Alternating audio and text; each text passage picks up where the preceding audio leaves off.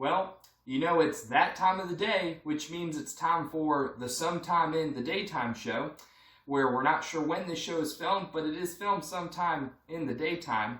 Thank you guys for sticking with us the past 2 weeks as we've been reading the first 2 chapters of Habakkuk and kind of looking at the how and the why God works. Today we're going to look at how we respond to the way God works, but we're going to do that after a segment of, you know what's coming, making it or faking it. So get out your lie detectors and your polygraphs. Let's see if you can catch the truth this time.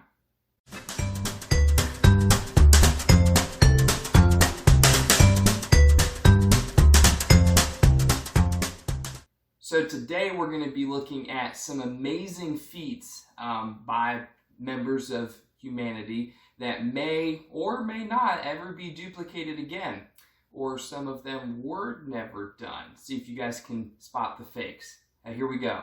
Number 1. Prior to the 1600s, most maps were actually printed in a 1-to-1 scale, meaning the map was the same size as whatever area it was covering. As a joke, Lemuel McNally, or some of you might know him as Rand McNally, started printing maps in smaller sizes in 1645. People fell in love with his mini maps, and so they just kept making maps that way ever since. Now, as much as it would be a pain to have to unfold a map that's that big, I mean, it makes sense it'd be good to have a smaller one, but this is a fake in it. Rand McNally does print maps, but this is not how he got his start. All right, number 2. Frank Hayes, a 35-year-old jockey, competed in the steeplechase at Belmont Park in New York on June 4th, 1923, so a little bit a while ago.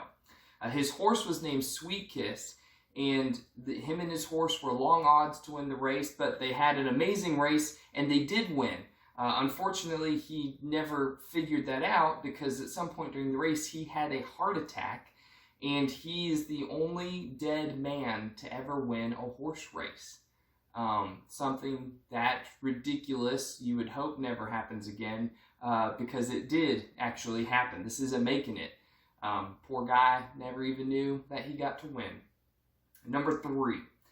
On the outside, Chris Ryder of Thomasville, Pennsylvania might seem like just another ordinary hairy mountain man, but once Ryder braids his hair into 2 long strands and weaves them into a tow cable around his chin, he transforms into Hercules and pulls stunts by pulling cars around by his hair. You could actually go look this up on YouTube. It's a making it, and it is ridiculous to watch. But yeah, you can see this guy pull cars with his hair. It's pretty amazing. So, and then the last one, number 4. Boris Grauchus, a 19th century Swiss physician, was known for prescribing a good dose of laughter to his patients as his cure for the common cold. They have documented evidence from his office in the, I'll get this right, the Norwegian Museum of Medical History in Alberthusen, Norway. And they revealed that his patients didn't take him seriously, so they would laugh at him, and many of them actually were cured. I don't know if Alberthusen is a town in Norway. I don't know if there is a Norwegian Museum of Medical History, but I do know that this is a fake in it. The laughter is best medicine saying comes from somewhere, but it probably didn't come from here. So if you guys have been keeping track at home, congratulations to the winner. Your prize today is 37 pounds of air. Now, we've actually already delivered it to your house, so you can just breathe it in and out and, go ahead and enjoy your prize. I don't know what you plan on doing with 37 pounds of air, but I want you to know whatever it is, please do it responsibly.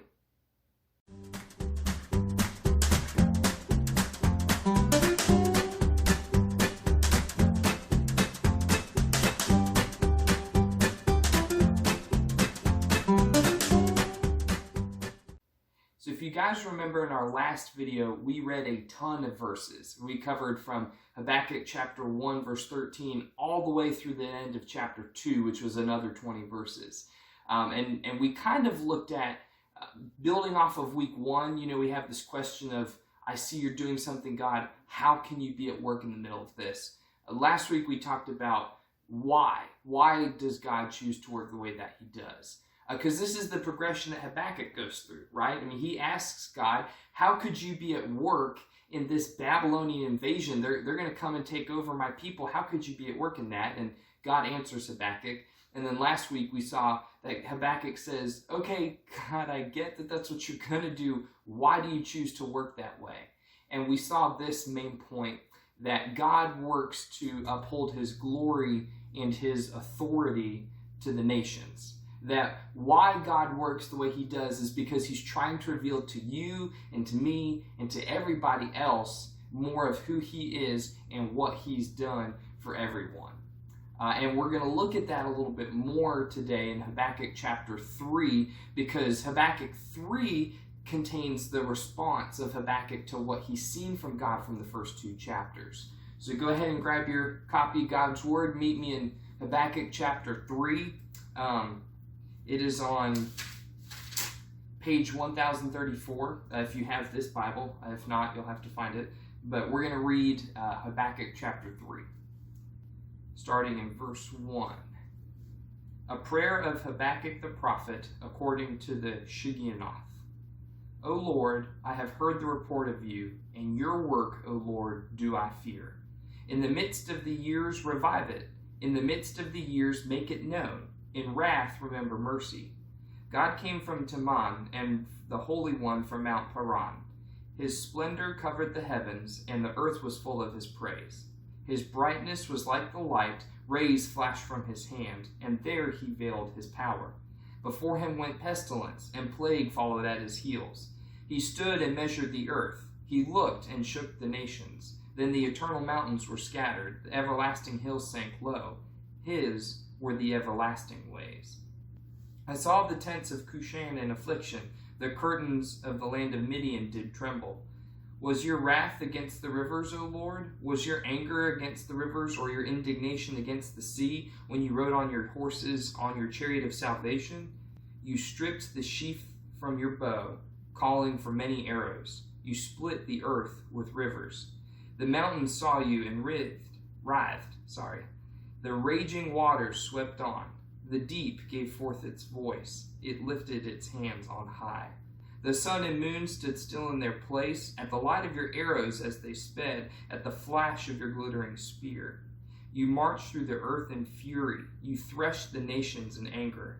You went out for the salvation of your people, for the salvation of your anointed. You crushed the head of the house of the wicked, laying him bare from thigh to neck. You pierced him with his own arrows, the heads of his warriors, who came like a whirlwind to scatter me, rejoicing as if to devour the poor in secret. You trampled the sea with your horses, the surging of mighty waters. I hear, and my body trembles. My lips quiver at the sound. Rottenness enters into my bones. My legs tremble beneath me. Yet I will quietly wait for the day of trouble to come upon people who invade us. Though the fig tree should not blossom, nor fruit be on the vines, the produce of the olive fail, and the fields yield no food, the flock be cut off from the fold, and there be no herd in the stalls, yet I will rejoice in the Lord. I will take joy in the God of my salvation. God, the Lord, is my strength. He makes my feet like the deer's. He makes me tread on my high places. So thanks for sticking with me. I know that was not quite as many verses last week, but it's a good sized chunk. But there's so much going on in this prayer. It really reveals what's going on in Habakkuk's heart. And there's 3 things that I really want to point to, address, however you want to say it, for you guys today, because I think it really is going to help us learn, okay, we might know how God is working, we might know why God is working, but we're still struggling with the reality of the season that we're in, especially, the COVID season we're in, literally. How do we respond and live out accordingly? And the first thing that Habakkuk points out to us through his prayer is that he just simply submits to God. If you look at the first 2 verses, it's basically Habakkuk telling God, okay, whatever you're going to do, just do it. And immediately saying that, I think about Shia LaBeouf going, just do it. He's just wants it to be done. And it's such a simple phrase and yet such a powerful one at the same time. And I just want to pause real quick because I think the word submit doesn't have the greatest connotation in our world today. In a lot of ways, we're told to not submit, that we need to be in charge, that we should be making decisions for ourselves, and we really don't like giving up authority to somebody else. And even without the negative connotation part, to submit to something is a pretty difficult decision, because what you're doing is you're saying, I'm not in charge. I'm going to give up the authority. I'm going to give up the control of my life. I'm going to give that to something or someone else. And for us to do that, we don't really like that. I mean, you can look at how we've responded to the COVID season, where we've had a lot of freedoms that we typically enjoy kind of temporarily taken. We don't get to travel as much as we used to. We might not get to see people like we used to. And guys, this is hard. Man, it is hard to not get to have some of those things. It's a struggle daily for us to submit in a season like that. And Habakkuk is saying more than just, giving up something temporarily. My whole life is about to be altered. I'm about to watch this nation come in and invade my homeland.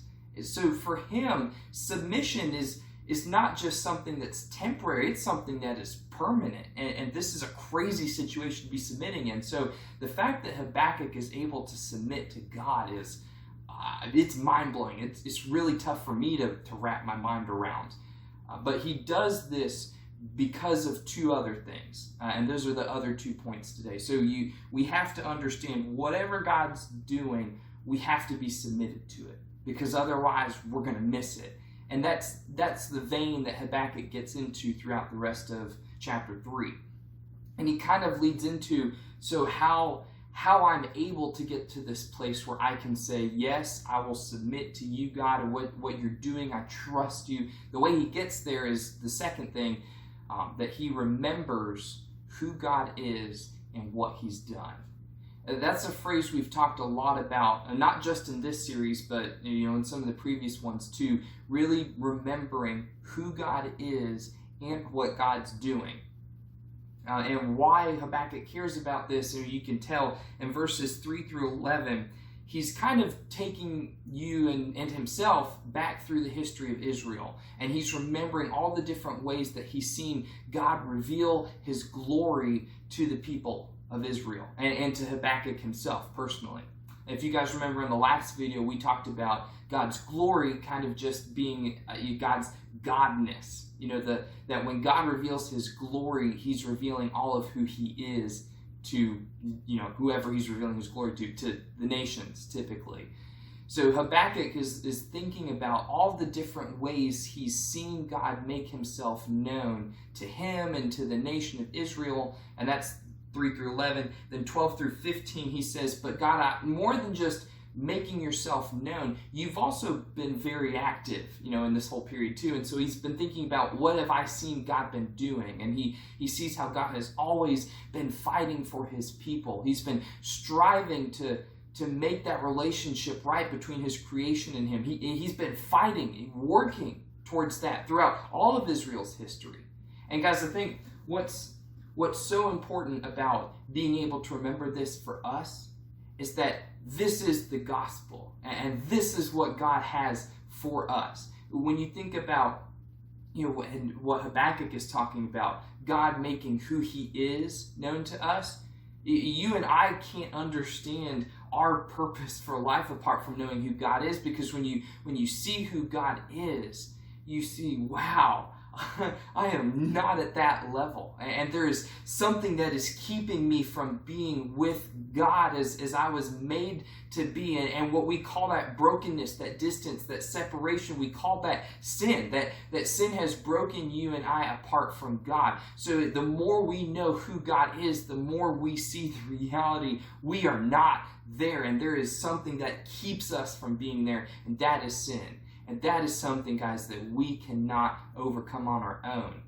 But God doesn't just want us to see who he is. He also wants to see what he's done for us. because he has been showing Habakkuk all throughout history, he has been fighting for his people. He has been fighting for you and me. He has been working to make a way for you and I to be made right with God. And of course, for us, that culminates in a relationship with Jesus Christ because of what Jesus has done for us. And so what Habakkuk is saying is, when I see who you are, God, and I see what you've done for me, God, I know how to be made right with you. And that, God, is what you are working for. So however you're going to do it and whatever you're going to do it that way, when I remember that that's what you're working for in every situation, God, I trust you.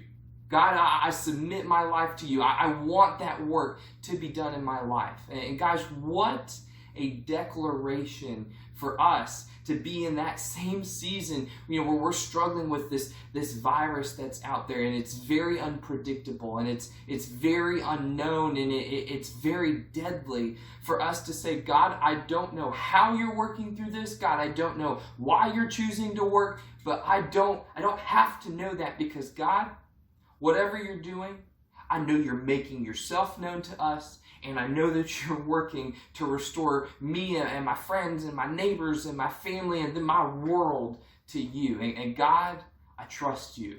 God, I will submit my life to you because I know that's what you're doing. That's what we see Habakkuk saying, guys, and that is an incredible thing. And that's what I pray that we've been able to help you guys see, is that we don't have to know the how. We don't have to know the why. We do need to remember, what is God working towards? He's working towards restoration. And really, the last point about this is Habakkuk rejoicing. He doesn't just remember who God is and what God's done. He rejoices in all of this. And guys, the reason we keep touching on this, who God is and what he's done. And we've done this, we've tried to do this every single video of every single series. If you go back and watch through the Out of the Oven series and the Porch Talk series and the previous episodes of the Sometime in the Daytime show, we want you guys to not miss who God is and what he's done. And not just to be remembering it, but to be rejoicing in it. I'm going to reread verses 16 through 19 and just listen to what's going on, because you can hear in Habakkuk's heart that there's a resolve. It's a struggle, and it's not easy, and it doesn't feel natural, but there is a resolve in there. So just listen to 16 through 19 again. Habakkuk says, I hear, and my body trembles. My lips quiver at the sound. Rottenness enters into my bones. My legs tremble beneath me. Yet I will quietly wait for the day of trouble to come upon people who invade us. Though the fig tree should not blossom, nor fruit be on the vines, and the produce of the olive fail, and the fields yield no food, and the flock be cut off from the fold, and there be no herd in the stalls, yet I will rejoice in the Lord. I will take joy in the God of my salvation.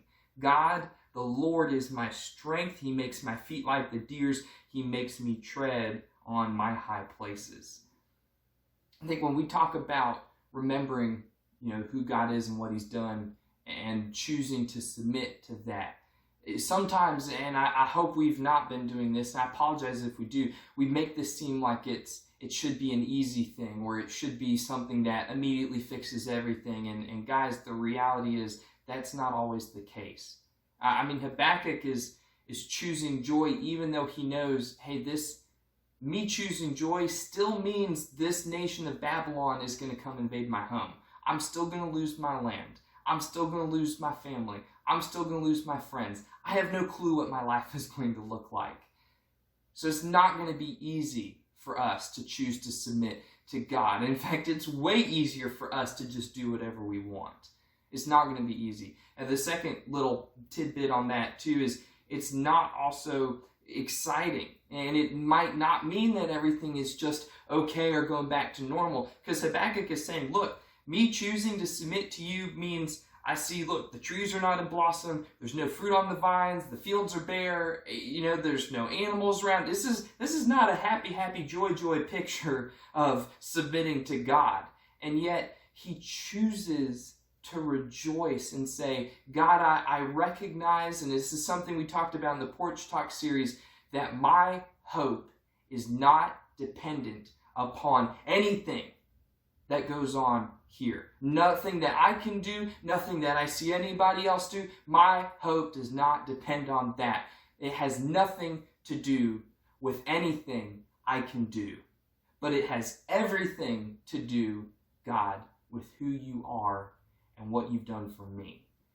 Guys, that is the greatest hope and the greatest encouragement we can have in a season like this, where we just don't know what's going to happen next, especially because of COVID. I mean, we are really living in an unprecedented age, and we feel like we're losing so much. Some of us are literally losing people we love. In addition to, not the freedoms, not being able to do things, or not being able to go to summer camps. I mean, we're struggling with that sense of loss, and it's tough. It sincerely is tough. And Habakkuk, he was in a similar situation. He's watching everything he knows go away, and he's watching something horrible take its place, and he's wondering what his life is going to look like. And yet, not only does he just choose to submit to God and choose to remember who God is and what he's done, he chooses to have joy in the middle of it all. And he says, God, I choose to rejoice in you because you are the God of my salvation. You are the God who strengthens me. And I know who I am in you. I mean, he says, God, because of who you are, and because of what you've done, I choose joy. So just for us in this season, my heart for you guys is that we would be able to come to the same place. We're never fully going to be able to understand the how of what God's doing, or the why God's choosing to work it that way. But we can choose to submit our lives to God, to remember what he's done and who he is, and to rejoice in that. And so for us in this season, it means we get to choose that we have joy over fear, because I don't know what the reopening process is going to look like, and I don't know what's going to be affected long term from this, but I have Christ, and I have stability in my relationship with God. And if I have Christ, it really doesn't matter what else I have. So I can choose to have joy over fear. It means I can have joy over worry, that I don't know that I'm going to get some of these things that we lose back. If you've lost family members, and we've lost the ability to go on trips, we've lost the ability to see one another. There is a very real sense of loss in this season. And Habakkuk says, but God, for some reason, all of who you are and all of what you're doing is worth it. That I can truly say, it's not easy, and it's not always fun, it's not exciting, it's going to be brutally tough, but God, if I lose this, and yet I see this that I gain in you, it is worth it. And for those of you out there who might not have a relationship with God, I realize how crazy this sounds, okay? And because it does sound crazy. Even for some of you that have relationships with God, this still sounds crazy. But that's why we go to places like Habakkuk, and we see people who they've wrestled with this, they've struggled with this, they've brought this to God and said, God, I don't get this. And you see, when they realize all of who God is and all that God has been doing to make us right with him, it's worth it. And I can't really tell you, other than when you experience that for yourself, it is worth it. It 100% truly is worth it. It means that for us in the COVID season, no matter how bad this gets, we still have an eternal hope in Christ. And this means too that I have to choose to love God and to love others, because if I see that all of this is true, and if I have this ability to choose joy because I'm made right with God in my relationship with him, then this means I cannot rest until my friends, my families, my neighbors, my world is in the same position as that. And I want you guys to know just how good this God is, because our present circumstances don't have anything on him. And that our hope, guys, as Christians is not dependent upon our situations. It's not dependent upon whether we get through this virus or what happens as a result. Our hope as Christians is in God. And so I pray if you guys have a relationship with God that you would be able to use this season just to show the world this crazy reality, that our hope really, truly, honestly isn't dependent upon what the reopening process looks like or how quickly things go back to normal, or if things ever go back to normal, or if we get through the virus. I trust that God can take care of all of that, but that's not where our hope lies. Our hope lies in what God has done for us because of who he is. And so just as we think about that this week, there's 3 questions I want to leave with you guys and your families to talk about. The first is just to acknowledge what's difficult or uncomfortable for you when it comes to submitting your life to God. Again, it's not an easy thing. So talk about what's hard or uncomfortable about it. Secondly, who is one person in your life that is a good example of encouraging others of who God is and what he's done for us? And lastly, how can we encourage and remind one another of who God is and what he's done for us? And the challenge comes with that, to say, with your family, come up with a way that you can remind one another of who God is and what he's done for us. Personally, for me in this, I've realized that I can kind of get irritated if I see that somebody's done something disrespectful either to me or to somebody else, and I like to talk about that, especially with Abigail. I like to tell her, did you see what they did? That's not right for A, B, C, D, and go through all the points. And she's tired of it. We've spent a lot of time together, and she'd rather hear me talk about something instructive other than complaining. So she's told me I need to come up with a phrase of something to say instead. So I'm trying to just say, instead of being frustrated, and just say, come on, Lord Jesus. Like, I get whatever that person did, it's because they have a broken relationship with you, and I'm responding the way I did because I have a broken relationship, and God, we all need to be made right with you. Come on, Lord Jesus. So I don't know if that helps you guys. I hope that helps me. And guys, just as we close, just want to keep reminding you, guys, we love you, and we miss you, and we do these videos, we send these encouragement hopes because we want you to just know God more, to know more of who he is and what he's done for you, and how that really, truly changes the way we live no matter what we face. In the same vein, we've got a video coming up from one of our seniors.